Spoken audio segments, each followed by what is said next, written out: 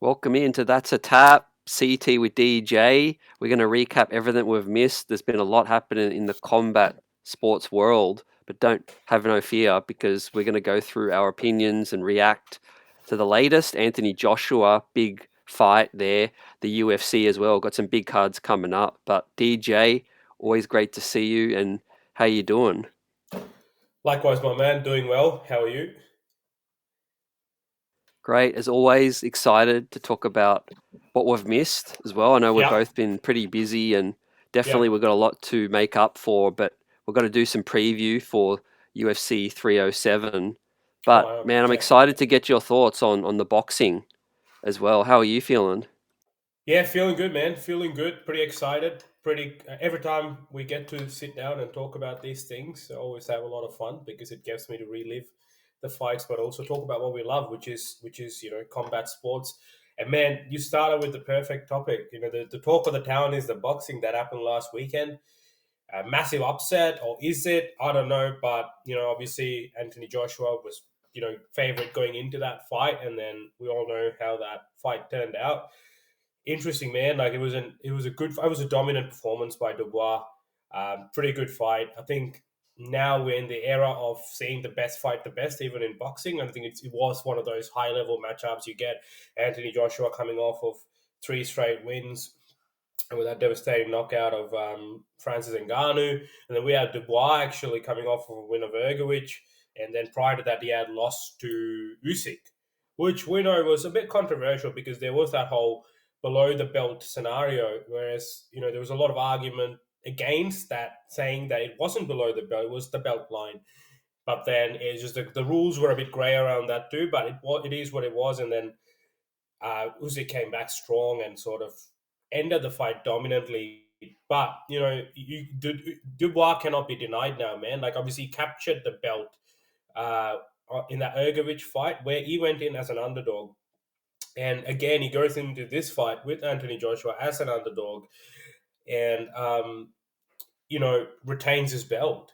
I look, to be honest, I was tipping Anthony Joshua to get the job done based off of the performances that he's had recently. It seemed like he had been reinvigorated.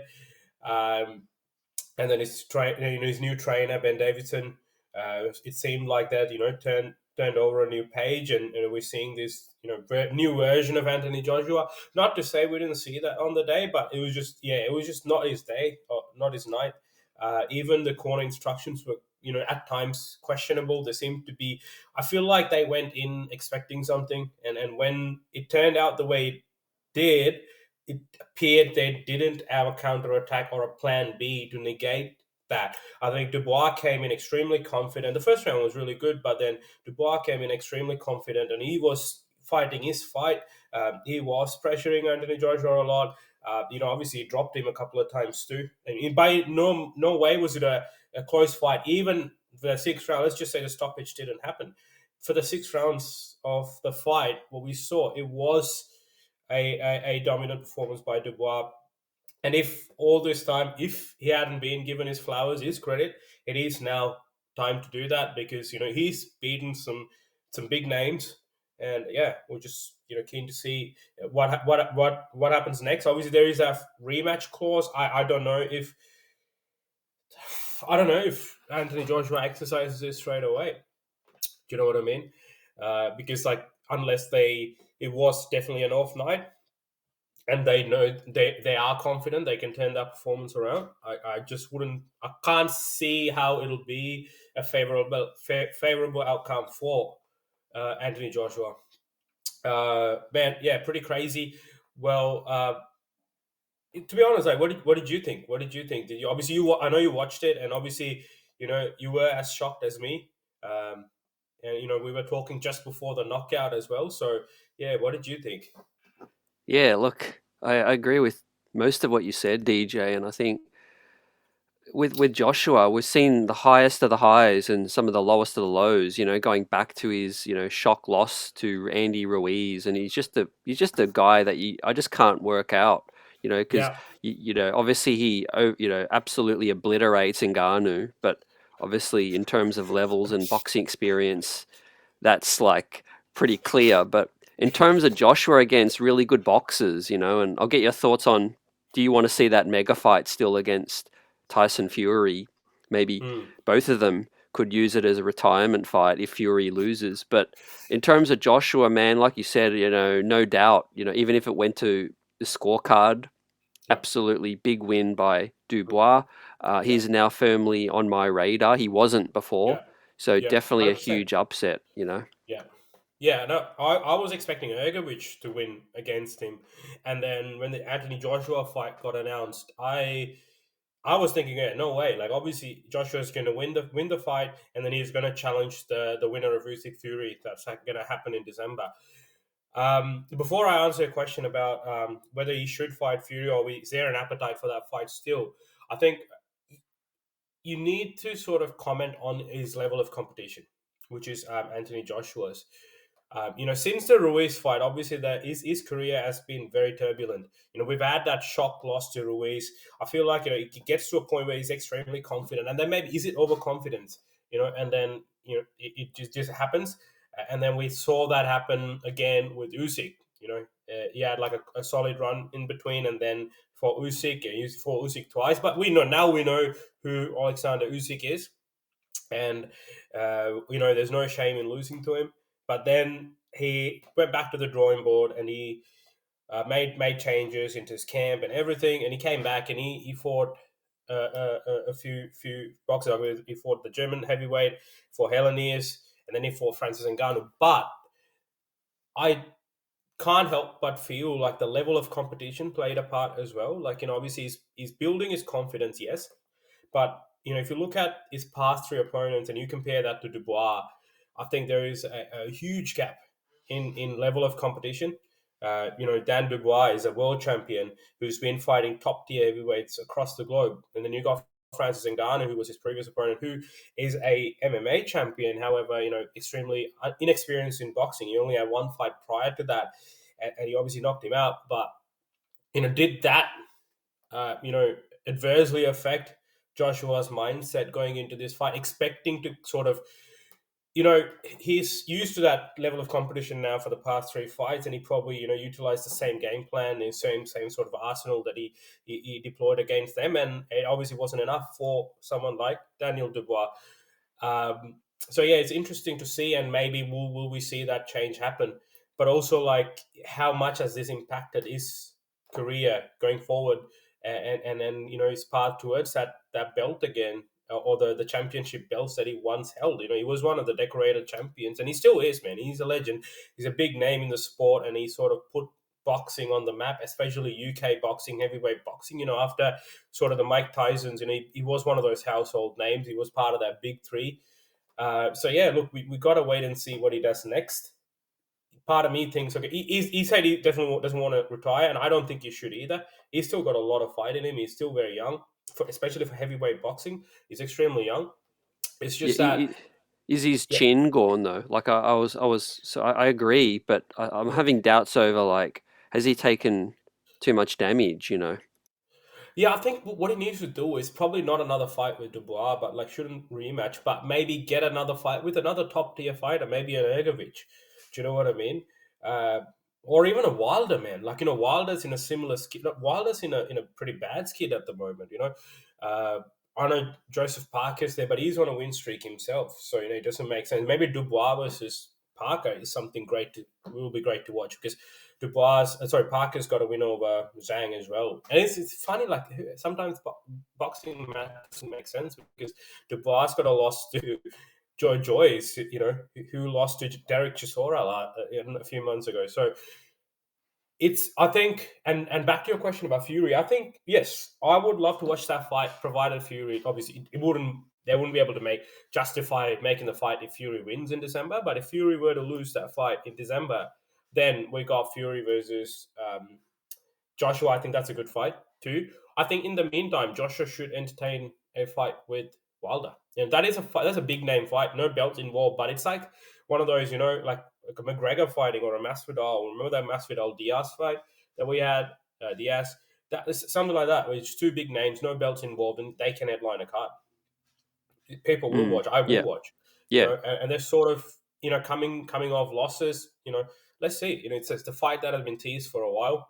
So let's make that happen. And then if Joshua's able to get the win, then maybe you know, then you could even argue that he's coming off a win, so he probably could justify fighting for the winner of Fury versus Usyk. But either way, I think the next fight for Joshua should be something similar like the Wilder fight, where you just take it on, and then you sort of test yourself. Where are you at? Yeah, I think with with Turkey Sheik, I think he's going to definitely move heaven and earth to continue to make what Yep, needs to be made. But yeah, yep, congrats to Dubois on the big win, and yeah, he's definitely going to be facing the winner coming up. Obviously, the yep, big one against the rematch once again. But yeah, in terms of AJ, I'm okay thinking that he still has a couple of fights left at least. But yeah, probably maybe not for the belts. We'll see. You never count a yep, champion out. Joseph Parker, remember, he was basically a forgotten man. He worked his yep, way all the way back up the yep, division, DJ, and Zhang was kind of yep, forgotten about as well. So we'll see. yep, But yeah, he's definitely going to have to come back and have another emphatic win, you know? yep. 100%. Like either that, or you can do the trilogy with Andy Ruiz. They won one. Let's not forget. So that's another Wow. Yeah, fight that that's Joshua a good could one. entertain.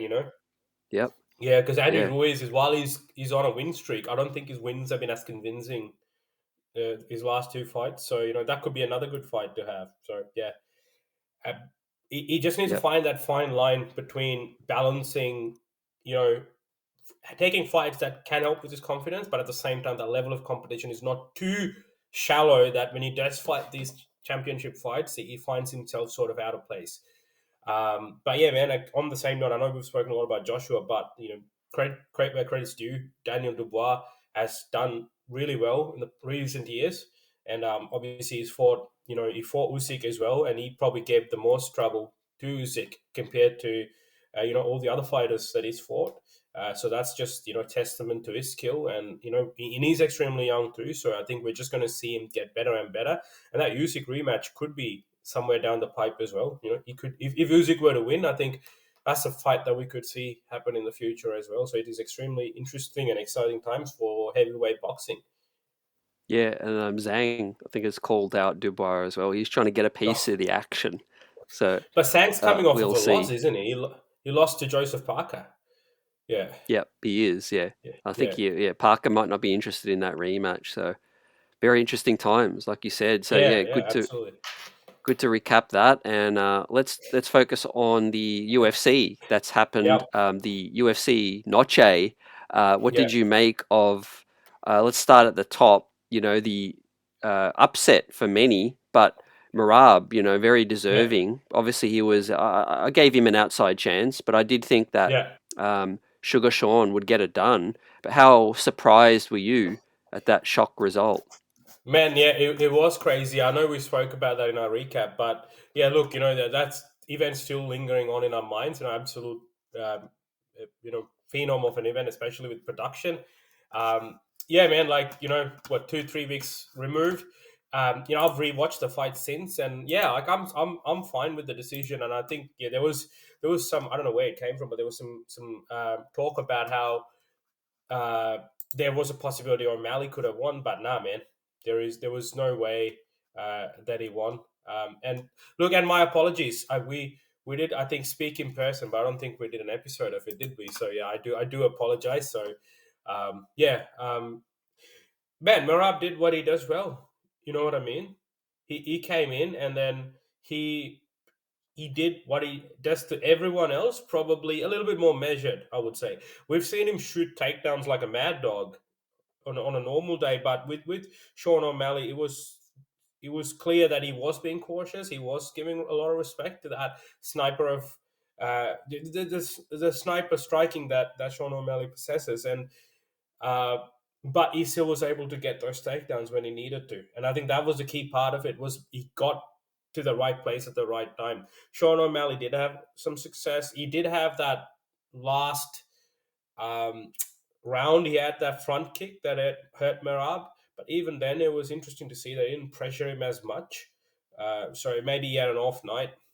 but it was clear that that wrestling area is something that he might need to go back and work on.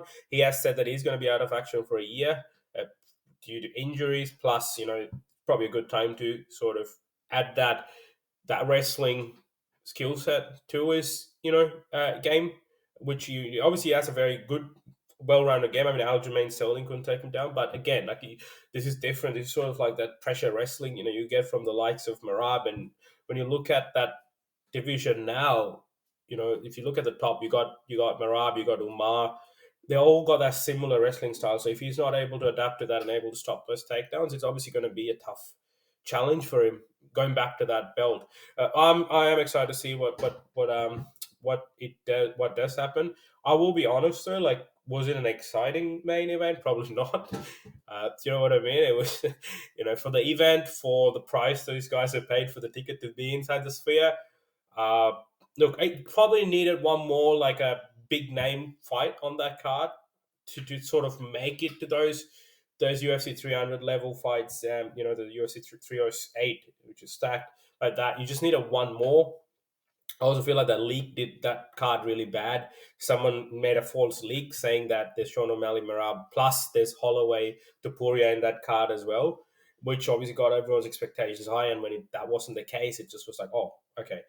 But yeah, look, in even there was a lot of fights that delivered. The main and the core main, in terms of excitement, it wasn't the case.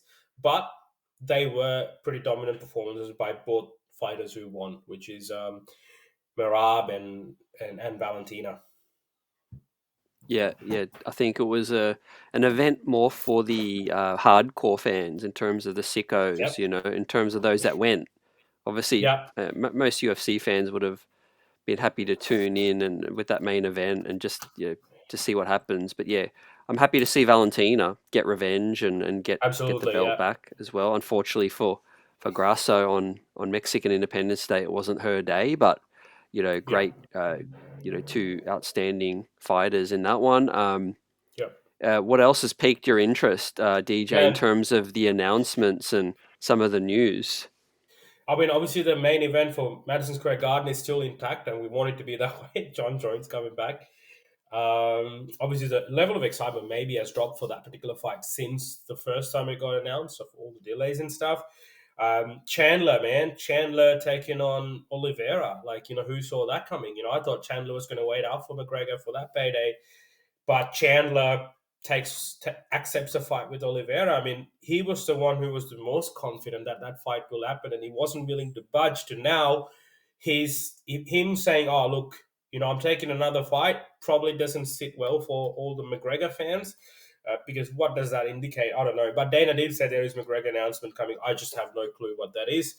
I have seen him recently. He was at the heavyweight event for Joshua. It seemed like he was enjoying life. I don't know how much we should look into that, but at the end of the day, man, like it's just I don't know what's happening with McGregor. Yeah, and I think, look, as a fan, I want to ask you because, like, for the most, um, you know, hardcore fans of McGregor, like their stock, his stock might be dropping or even low. But for the neutral, I mean, I'm sure they're kind of a little bit over now, and maybe the hype and the shine is definitely, dipped for a McGregor fight. I mean, Chandler didn't want to wait anymore. Yeah. Who knows? We don't even get any dates anymore, and even if we do, nobody's really holding their breath. So, how do you feel now? Where's your stock level at for McGregor? Man, if I'm gonna be very honest, and you know how much of a fan I am, right? It's not very high, to be honest, because like obviously, the respect for what he has done in the sport obviously will remain, and then that fight at Madison Square Garden will forever be one of my favorite fights. Having said that, obviously, we're in October now almost, and then we were expecting to have seen him in the octagon in June. That's what it was told, and the tough happened like 2 years ago, and to still not having any news, and the opponent that he was sort of attached to the whole time has now chosen another opponent. So it's just kind of like making me feel, well, we're probably not going to see him again. Do you know what I mean? And the funny part, and this probably will help answer your question. The funny part is that I'm not as upset, to be honest. Like, you know what I mean? And I'm excited for some of the other fights. I'm probably more excited these days to see someone like an Alex Pereira fight. Do you know? So what that kind of indicates, and I feel like I'm not alone on this, and I feel like what that indicates is that the sport is moving on. I wouldn't say has moved on. He's still a massive name, man, and I reckon if he comes back to fight, it's gonna be massive. There's gonna be a lot of hype. We know that, right? Whether win or lose, he brings those eyeballs and excitement in. But I just do feel the sport is surely moving on, and the fact that Chandler moved on is another big indication of that too. But let's wait and see. I don't want to, make any assumptions until we see the fight take place. But man, like, absolutely, like he's still a superstar regardless, and what he's done for the sport, what he's done for himself cannot be denied. Obviously, like he's enjoying the fruits of his success, and you cannot hate someone for that. I mean, why would you want to get in somewhere and get your face punched if you don't, if there's no, real reason? Like he always likes competition, and he's still actively training. But where is his mind at? I just, now that he's got this BKFC venture as well, and then he was talking about getting a special deal where he could fight both. Like, I don't know. Like, I don't know what that'll do to his stock if he were to fight bare knuckle. Do you know what I mean? Like, Yeah, like for me, definitely hear what you're saying, DJ. And for me, there's one case that could be made for like getting excited still for a McGregor return or fight, and that is like what is his end goal? Like mm, you could get behind a fighter if you just know what their yeah, end goal is. Like you said, yeah, he's 36, so it's yeah, like is the goal to become champion again? If so, yeah, why don't we see him? Why don't we see that passion? We don't see that yeah, come out. Is his end goal to defeat arch enemy, or yeah, a specific matchup, get revenge yeah, on Poirier? You know what I mean? yeah, Like it's yeah, for a fan to buy in, it's got to be something specific. Like for an example, Stipe, for me, you know how much of a fan I am of Stipe. And I know his career is basically at the very, very end. But the thing that's got me still excited for one more is that it's for bragging rights. yeah, It's yeah, for maybe the greatest heavyweight of all time going up yeah, against Jones, and so that's yeah, what's sort of yeah. the fueling the interest. But for McGregor, do you see my point? Like there's nothing really fueling that return, for me. Like, what is his end goal? Like, he seemed to be invested, defeating Mike, but not anymore.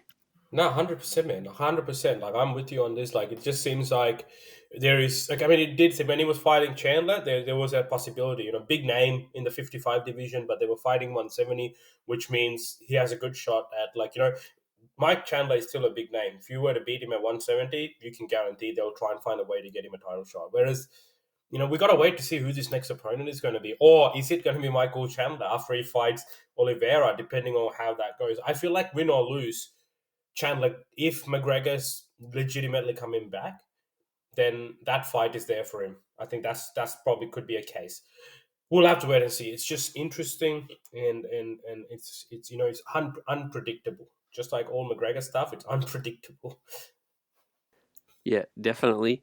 What about anything else that's going to be announced soon or to be announced coming up? We've got obviously the fight night this weekend, DJ, and then we'll be doing our full preview for Yeah, 307. 307. That Yeah, one is absolutely stacked, you yeah, know? absolutely, man. Like, I mean, I'm not even looking past the main event, to be honest. I've got Alex Pereira fighting, and that's sort of got my excitement going. And I got to commandeer my Alex Pereira T-shirt, and we're all done.